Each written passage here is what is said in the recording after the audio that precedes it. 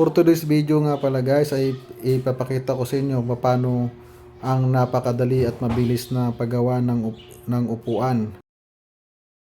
Siyempre maghanda ka muna ng iyong gagamitin. Una yung kahoy, kailangan may kahoy ka. Kailangan kahoy namin ay maliit.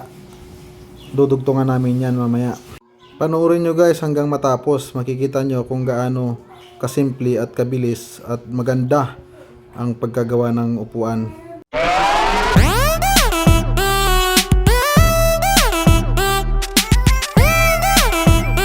Guys, at gagawa tayo ng pandugtong. Mag-ano tayo ng pandugtong, tatabas para lumaki ng kaunti ang ating bangko or bench.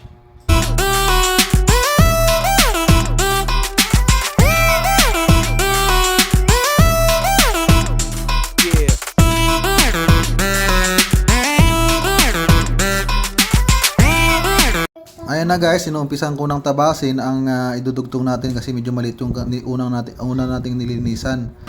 At kaya dudugtong tayo, tatabas tayo ng idudugtong natin.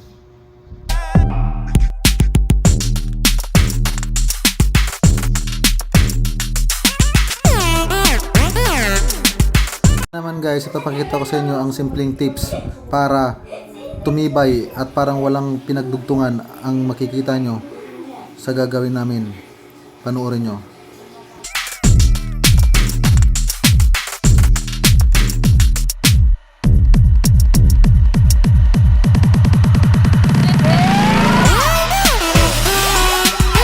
Hasain nyo ang ulo ng pako para pag dinikit nyo at pinukpok nyo, madali na lang ito pumasok. Ayan.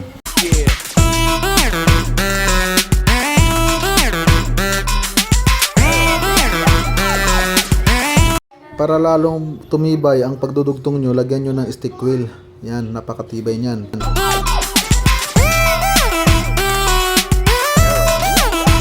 Pagkatapos nyo hasain ng pako at nalagyan nyo na ng stick wheel, pagdikitin nyo na sila at pupukin nyo ng maayos.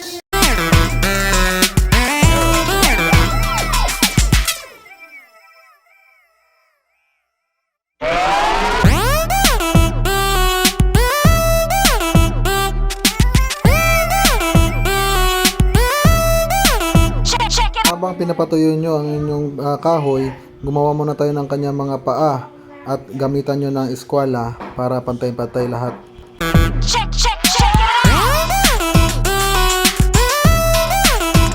At kapag napatuyo mo ng kahoy, linisan nyo na ito gamit ang planer at sanding paper o papel de liha.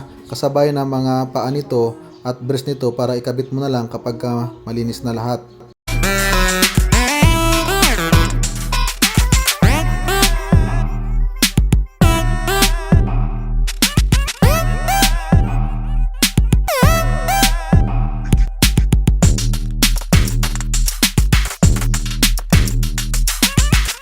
Na nga guys, preparado na, nalinisan na, eskwalado na, makinis na, pwede na nating ikabit ngayon.